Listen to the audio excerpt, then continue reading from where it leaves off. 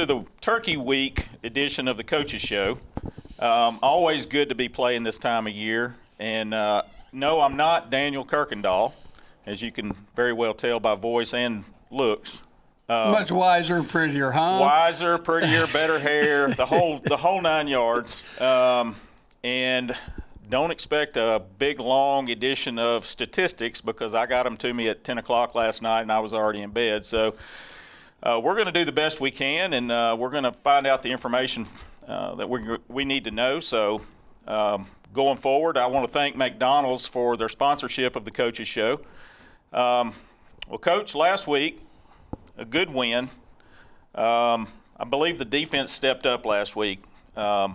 Made some stops on an offense that had been doing a lot better. I think they averaged 1.1 yards per carry for offensive plays, and they had minus 69 yards on some lost tackles for loss. So how do you feel about the defense last week? I agree with you. I thought they stepped it up. I mean, Point Coupee had three trips inside the 10-yard line where they came away with no points, and we won 28-6. There's 3 touchdowns right there that had made it a much tighter, scarier ball game. But I thought defense did. They stepped it up big time and just did a great job. And just great resiliency in battle because back up against the wall, and they made the plays when they had to make them.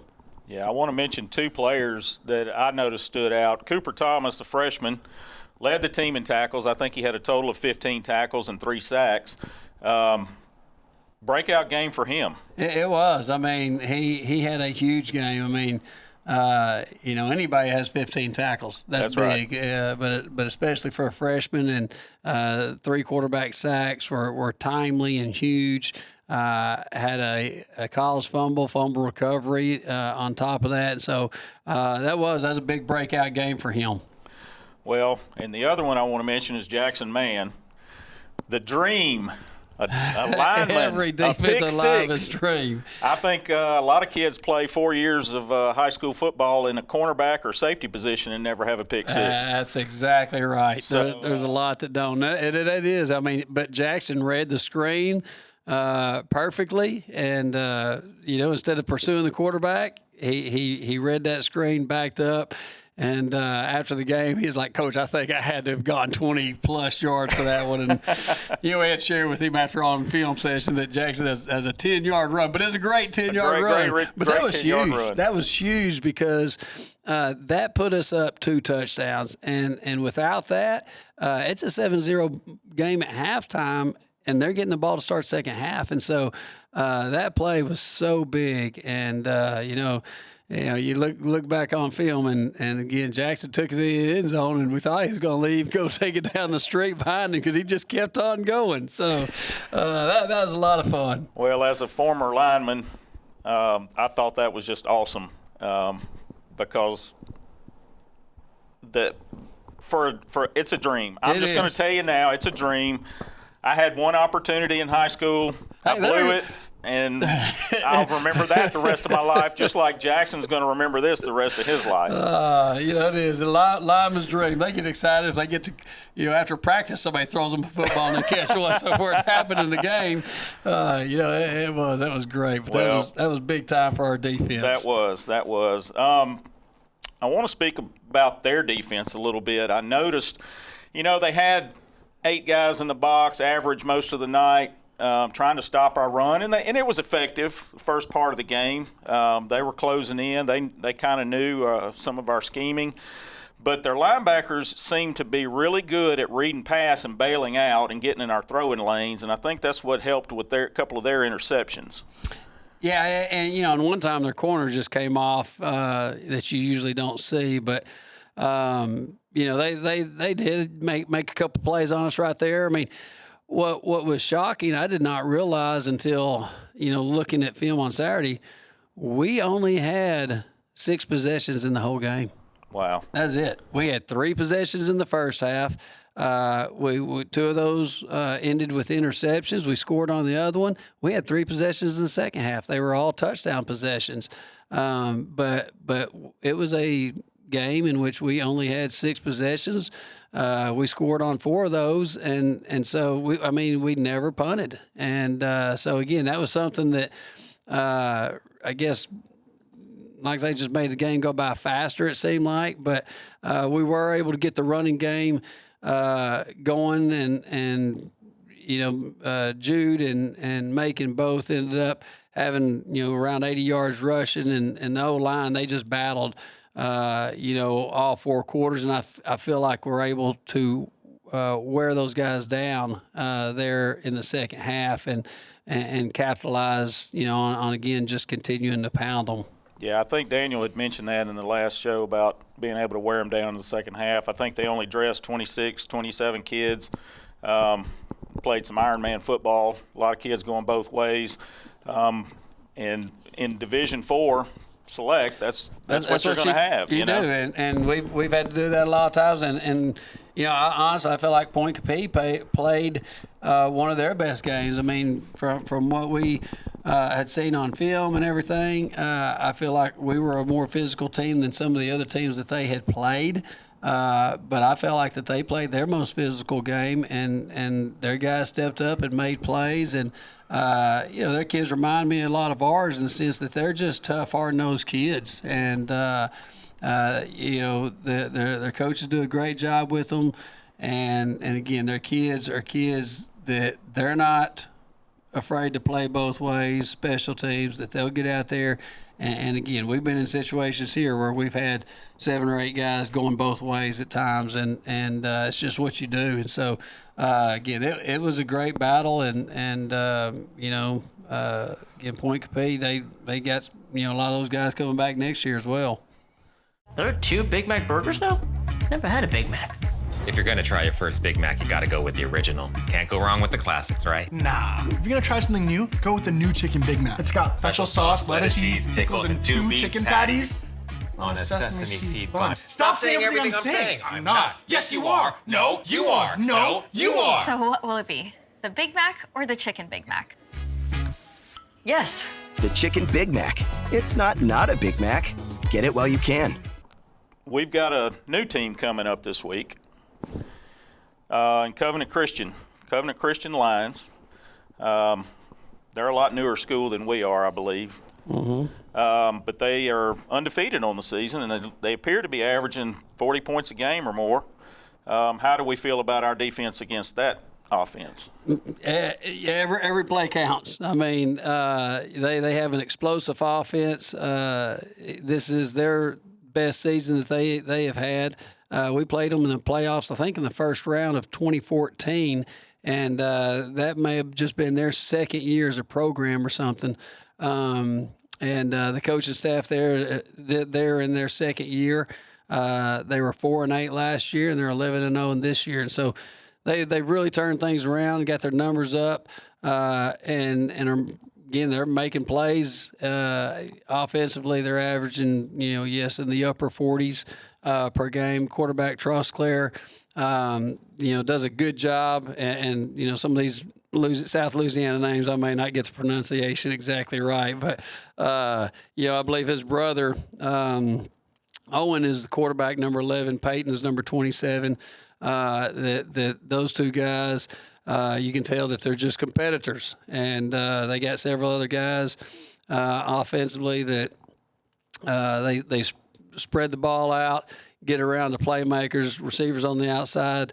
Number 4, Jaden Carter, and number 2, Bailey Streams, and then on the inside, they have number 1, Jahari Carter. That again, they just spread the field out. Make plays. Got a tough, hard-nosed running back in Connor Lally, and runs it hard. And their offensive line, they get after it. And so, again, our defense will have a challenge slowing those guys down this week. I mean, but again, that's what it comes down to each and every week is you got to step up. You got to make the plays. And when it counts, money downs, eliminate the big plays. And so again, it'll be a great challenge for our defense this year or this week, but they're going to do things that at this time of the year you've seen all kinds of plays and this, that, whatever that we're prepared for it and just need to go out and execute, be great tacklers. I mean, that's the name of the game defensively is make sure you line up, be great tacklers, and do the little things right. And so, again, Covenant's done a great job offensively, but a lot of times when somebody does great offensively, they don't get enough credit that they deserve defensively. And I think Covenant's one of those teams that, yes, the points jump out, but on the flip side of the ball, they have an aggressive defense that is very stingy and has not given up very many points at all this year. Like I say, they have played 11 games, and I don't think anybody has scored 20 points on them yet. And so, like I say, a very stingy defense that gets after it. So our offense is going to have the work cut out that we need to capitalize on our opportunities there, execute blocking assignments, and make the plays when we need to make them. Right. Are they usually when you score that many points a game, you're more of at least a balanced offense, if not a passing offense? What is their percentage? They're a good balanced offense. I mean, they're a spread team, but again, they are very balanced. I mean, the quarterback's thrown for almost 2,000 yards, but they're going to run it, every bit as much as they throw it, if not more. And so, again, the big thing is they're going to hammer you, try to spread you out, hit you hard on the runs, but they'll open things up and hit you on quick passes underneath and try to let their guys make plays, basically a long handoff. But at the same time, they'll take shots going deep, and they've made plays there. So again, they've made plays all over the field offensively, this year in getting to their point production. I noticed that our defensive backfield linebackers have done a really good job of the short passing game this year, defending that. But we've given up some long passes. How are their receivers? Do they have They're good. A deep threat guy? Oh yeah, they got several of them. So okay. Yeah. And again, that's the thing that we preach. Don't get beat deep. Well, having been around you for a long time, I've heard it more than once. But I've also heard Bristow say, as long as we score one more point than they do at the end of the game, that's the goal. We keep playing. Yeah. And it's always a goal to be playing this time of year. I noticed that 7 teams north of Alexandria in Division IV Select made the playoffs, and we're the only ones left north of Alexandria. So we've got to represent North Louisiana this week and have a good showing. A lot of schools down there that play each other throughout the year in Division IV Select and beat up on each other. They're familiar with each other more so than we are. Is that an advantage or a disadvantage to go down there with them not knowing? I mean, it's football, and at this point in the season, again, they have played 11 games. We've played 12, and when you start off as a young team at the first of the year, as we did and as they did, they're grown up by now. They have a season of experience underneath their belt, and those guys, again, everybody's been in the fire. They've gone through both teams. We've gone through a full season. We've gained that experience, and so at this point, again, it's going out and it's executing, doing what you do better than your opponent does. I mean, it comes down to the fundamentals of the game of blocking, tackling, catching the football, just doing the little things right. And so that's what it comes down to each week is which team does the fundamentals better than the other team. Right. Well, I know that we've got a lot of seniors that are first-time starters this year, replacing 17 players from last year, but they have grown up quickly, in my opinion, and have done exceptionally well for their experience. And I think that has to do with age to a certain extent. but this could be their last game. And, I know they're going to go out and play with a lot of heart. Every game, they play hard. That's playoffs. They know they're going into the playoffs. That there's no guarantee. It doesn't matter in the first round if we're an 11 seed playing a 18, 20-something seed. Every game, that's what we talk about. When the playoffs hit, every day that you get is a gift, and there's a lot. Again, first round of the playoffs, there are teams and seniors that they have hung the gear up for good. And so our guys, they realize the value, the blessing of getting to play every single day. And so, again, we want to keep this thing going and be playing next week when we get back in school. But it's one day at a time. And again, we're not sitting here this week talking all about Friday. We're talking about let's get better today in practice. And so that's our goal. We talk about seize the day. Use every day that the Lord gives you to make the most of the opportunities that you have. Get better today. Make somebody else's day better today. And, again, make the most of it. Yeah, I don't think that us as an 11 seed is going to fool them any. With our history of going deep in the playoffs every year, I don't think they're going to go, well, we're a 3 seed, they're an 11 seed, we're going to be able to walk through it. I think their coaches will probably have them prepared as best they can. And I feel like we're going to have a hard-fought game this week. I don't think either one of us are going to walk over the other one.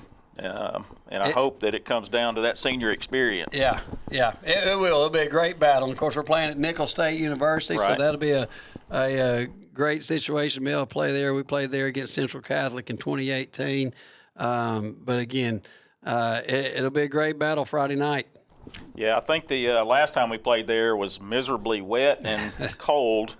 I think it's going to be cool this weekend. Yeah, but I don't think it's going to rain. Yeah. So I believe football weather will be good. I think being able to pass the ball, I don't think we're going to have to depend on the run as much just because of the wet conditions like you would expect in a wintry ball game. But I just hope that going down, we've got a lot of fan base that travels well. I hope we've got a lot coming down this weekend. I know a lot of people are out with family and all, but I believe we'll travel well. We do. That's one thing.